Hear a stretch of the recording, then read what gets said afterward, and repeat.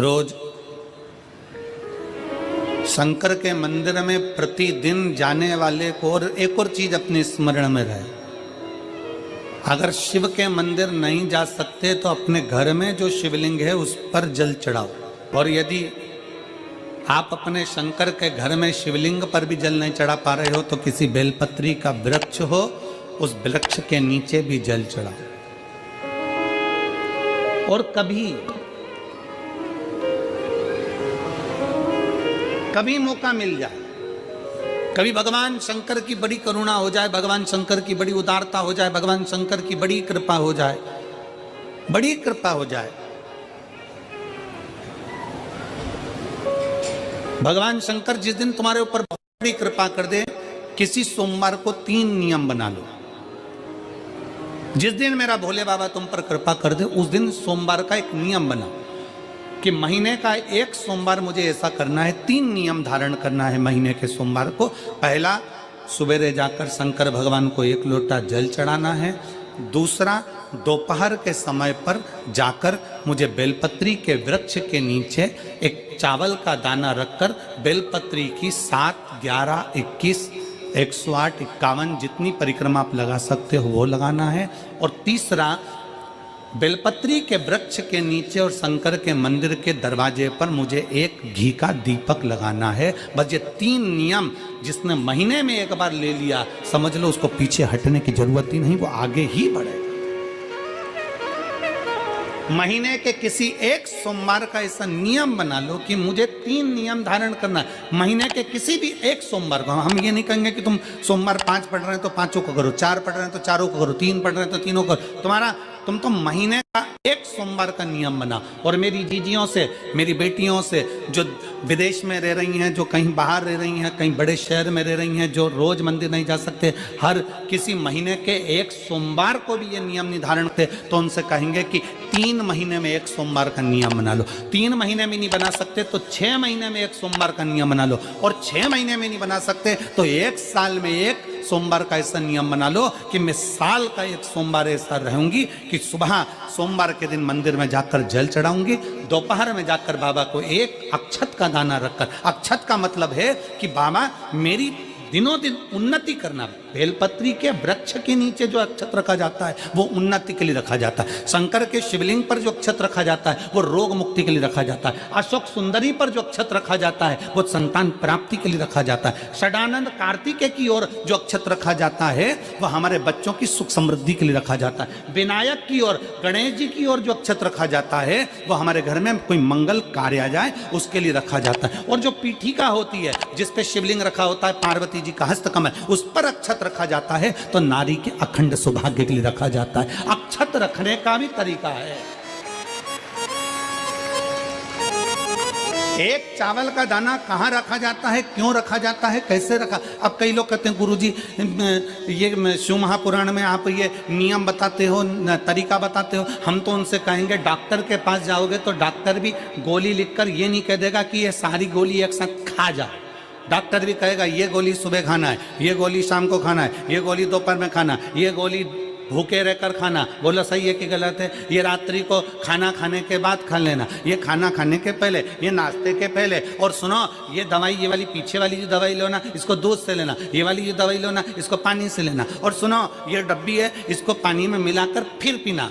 दवाई लेने का भी तरीका है, उसी तरह शिव महापुराण में एक एक अक्षत का भी तरीका है और एक एक बेलपत्री का भी तरीका है। अब मान लो कई लोग कहते हैं गुरुजी आप ये तरीका बताते हो शिव पुराण के माध्यम से, कई लोगों के मन में संशय जागता है, तो अगर हम एक साथ चावल चढ़ा दे तो उसका क्या तरीका है? तो हमारा निवेदन है डॉक्टर जो दवाई ले एक ही बार में निपटा जाए, एक ही बार में खा ले। दवाई एक बार में पूरी खा गए असर नहीं करेगी, इसमें डॉक्टर का कोई दोष नहीं है। उसने तो बताया था ऐसे लेना, ऐसे लेना। और तुमने मैं डॉक्टर साहब ने पूछा दवाई पूरी ली, शाम की दवाई भूल गई थी, सवेरे की दवाई भूल गई थी, ये दवाई भूल गई थी। डॉक्टर कहेगा हमने तो नियम बताया था, तुमने नहीं खाई तो असर कहाँ से करेगी? तुम असर कब करती है? जब हम पूजन के तरीके को जान जाएं, जब हम अर्चना के तरीके को जाएं।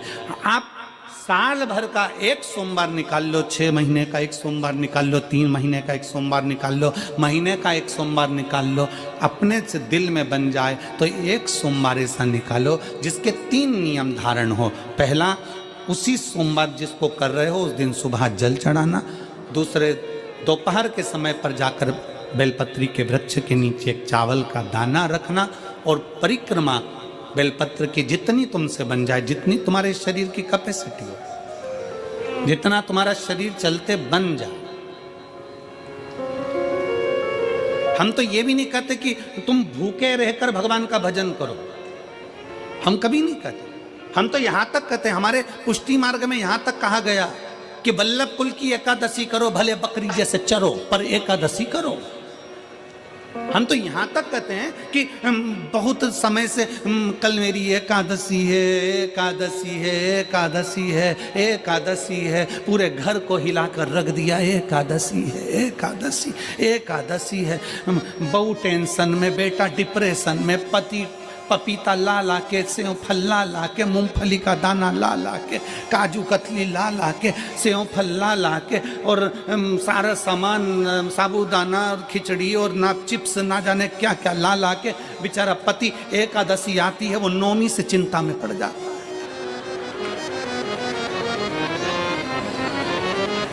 हम तो ये भी नहीं कहते कि तुम व्रत बहुत भारी करो, तुम व्रत उपास भी बहुत टेंशन वाला करो, ना ना ना।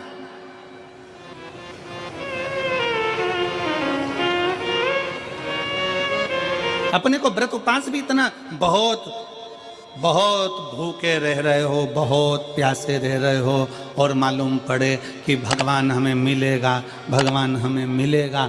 भगवान कहता है कि देख भाई, मैं भी भूखा नहीं रहता, तू भी भूखा मत रहे, मैं भी चकाचक रहता हूँ, तू भी चकाचक रहे, मैं भी अपने। और भगवान शंकर तो ये भी कहते हैं कि अपना परिवार भी मत छोड़ो। मेरे पास में पार्वती भी, एक ही देवता है जो विद फैमिली मंदिर में बैठता है। शंकर जी हैं तो पार्वती जी है, तो गणेश जी हैं, तो कार्तिकेय जी हैं, तो नंदी है, सब मंदिर के अंदर चाहिए। शंकर भगवान अपने पूरे परिवार के साथ। शंकर जी तो ये कहते हैं अकेले तुम क्यों रहते हो। शिव जी की एक बात अपने ध्यान में रखना, कितनी सुंदर बात है शंकर भगवान की, बहुत ध्यान में रखिएगा। आप जौहरी नहीं हो, हीरे को नहीं परख सकते। हम भी जौहरी नहीं है, हम हीरा को नहीं समझ सकते। पर भगवान शंकर ने पृथ्वी पर जिसको जन्म दिया उसको जौहरी बनाकर पैदा किया है, उसको जौहरी बनाकर भेजा है कि आप भले हीरा को न समझो चलेगा, पर अपने नजदीक में कोई दुखी है तो उसकी पीड़ा को जरूर समझना। भगवान शंकर कहते हैं उसकी पीड़ा का स्मरण।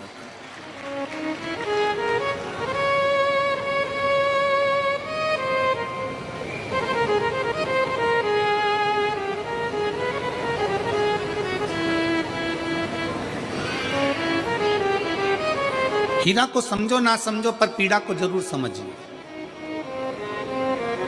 किसी के दर्द को जरूर समझिए, किसी के दुख को जरूर समझिए, किसी की तकलीफों को जरूर समझिए। पशुपतिनाथ का व्रत करते हो आप, 16 सोमवार का व्रत करते हो आप, संकट सोमवार का व्रत करते हो आप, शिवरात्रि का व्रत करते हो, सोमवार की अष्टमी का व्रत करते हो। उन व्रतों में सारे व्रत करो, मना नहीं है, पर उस व्रत में अपना पूर्ण समर्पण परमात्मा के प्रति रखो। केवल खाना छोड़ा है, अन्न छोड़ा है, भोजन छोड़ा है, और दिन में सुबह से लेकर शाम तक 2-3 बार तुमने कुछ ना कुछ पाया है, वो व्रत हो सकता है आपकी दृष्टि में, पर हमारी दृष्टि में व्रत कौन सा है। शिव महापुराण की कथा कहती है कि सुबेरे आपका व्रत चालू हुआ, दूसरे दिन ब्रह्म मुहूर्त तक जो आपका व्रत आपने रखा है, भगवान का जो व्रत कर रहे हो, उस व्रत में एक बात अपने अंदर उतार कर रखो कि इस दिन मैं अपने मोबाइल का त्याग करती हूँ, पूरे दिन मैं मैसेज नहीं पढ़ूंगी, मैं देखूंगी नहीं, मैं अपशब्द नहीं कहूंगी, मैं जानूंगी।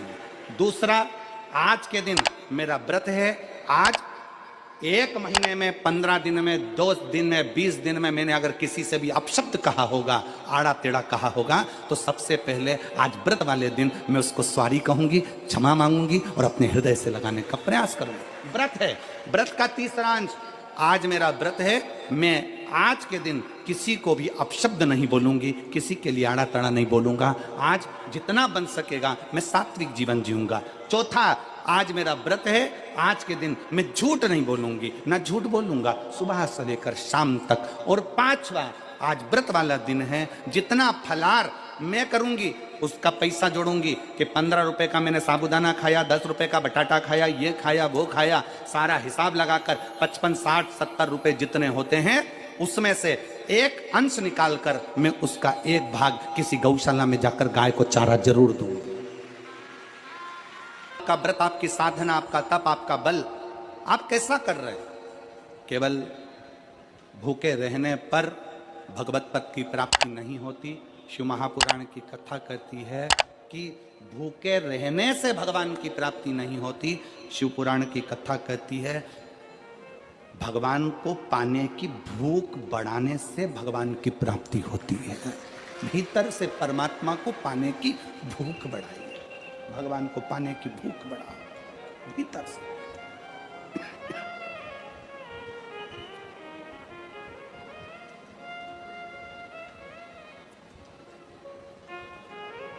व्रत करो मना नहीं, तप करो मना नहीं, साधना करो मना नहीं, पर उस तप साधना में, व्रत में परमात्मा को पाने की ललकता हो आपके भीतर, भगवान को पाने की ललकता हो आपके भीतर, भगवत पद को पाने की ललकता हो आपके भीतर, तो भगवान। महापुराण की कथा एक बड़ी सुंदर बात कहती है, व्रत आप करते हो, उपास आप करते हो, नियम आप लेते हो, पूरा किसको करना पड़ता है? तुम्हें नहीं। व्रत आप करते हो, उपास आप करते हो, नियम आप लेते हो और पूरा देवाधिदेव करते हैं, भगवान शंकर करते हैं। बस इतना जरूर याद रखें कि जैसे कुछ प्राप्त हो भी गया तो शिव को धन्यवाद देकर शंकर के दरवाजे पर जाते रहना, यह हमारा कर्तव्य है।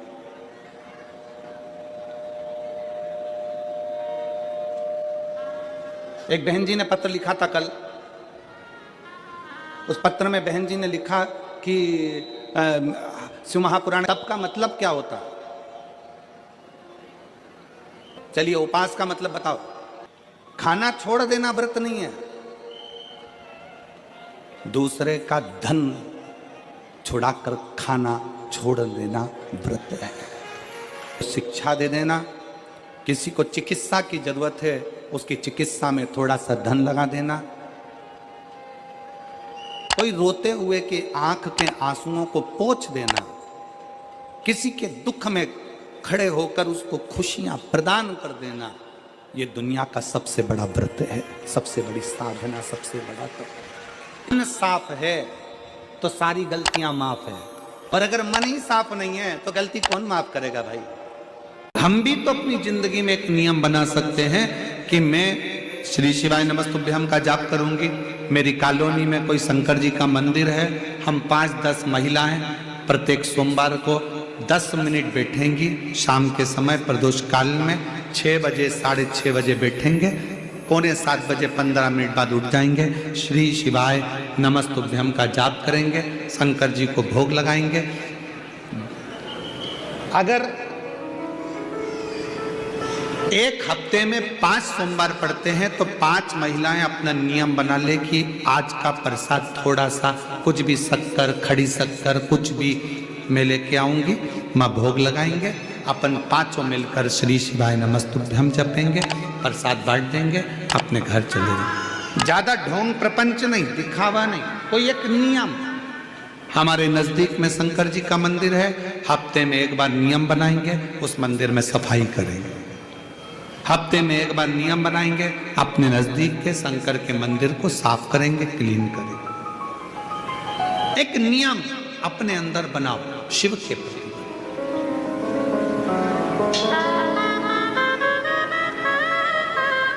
अपने भीतर जब हम नियम बना लेते हैं कि श्री शिवाय नमस्तुभ्यम जपना है, शिव को एक लोटा जल चढ़ाना है, शंकर की आराधना करना है, तो शिव हमारे लिए भी कोई ना कोई नियम जरूर बनाते हैं और हमारा कल्याण जरूर करते हैं। एक नियम बना, इस कथा को सुना, तुम्हारे पति को फल प्राप्त हो। कलिकाल में संसार में जो शिव महापुराण की कथा को सुनता है, श्रवण करता है, करवाता है, बाँचता है, सुनता है, वो जितने जीव इस कथा को श्रवण करने आते हैं, केवल उनका ही नहीं, उनकी 71 पीढ़ी का कल्याण शिव पुराण की कथा कर। लंबी बाती का प्रमाण अलग होता है। लंबी बाती क्यों लगाई जाती है? भगवान के मंदिर में, दीप में, देवियों की पूजन में, लक्ष्मी की वृद्धि के लिए। कौन से देवता के यहाँ लंबी बत्ती लगती है और कौन से देवता के यहाँ गोल बत्ती लगती है, उसका भी प्रमाण वर्णन। किसी देवी की पूजन करो तो लंबी बत्ती आती है, कुल देवता की पूजन करो तो लंबी बत्ती आती है, किसी मंदिर में किसी देवता को लगाने जाओ तो गोल बत्ती लगती है, उसका भी प्रमाण है। लंबी बत्ती जहाँ लगाई है, अगर लक्ष्मी के सामने लगाई है तो लक्ष्मी की लंबाई बढ़ती है, लक्ष्मी की वृद्धि बढ़ती है। अगर कुल देवता के नाम की लगाई है तो वंश की वृद्धि होती है। इसलिए हमारे यहाँ अमावस्या पूनम को जो पाटे वाटे भराते हैं उसमें गोल बत्ती नहीं लंबी लगाई जाती है, जिससे हमारा वंश बढ़े। नवरात्रि में देवी जी की जो बाती लगाई जाती है वो लंबी लगाई जाती है, गोल नहीं। क्यों? क्योंकि जिससे माँ हम पर कृपा बना कर रखे, हमारा वंश खूब बढ़े, हमारे यहाँ लक्ष्मी की वृद्धि हो। स्थिर बाती, गोल बाती लगाई जाती है ब्रह्मा के मंदिर में, इंद्र के मंदिर में, देवता के मंदिर में। तुलसी के सम्मुख में लंबी बाती नहीं लगती, तुलसी के सम्मुख में गोल बाती लगाई जाती है महाराज, जिससे स्थिरता का भाव केंद्रित हो। स्थिरता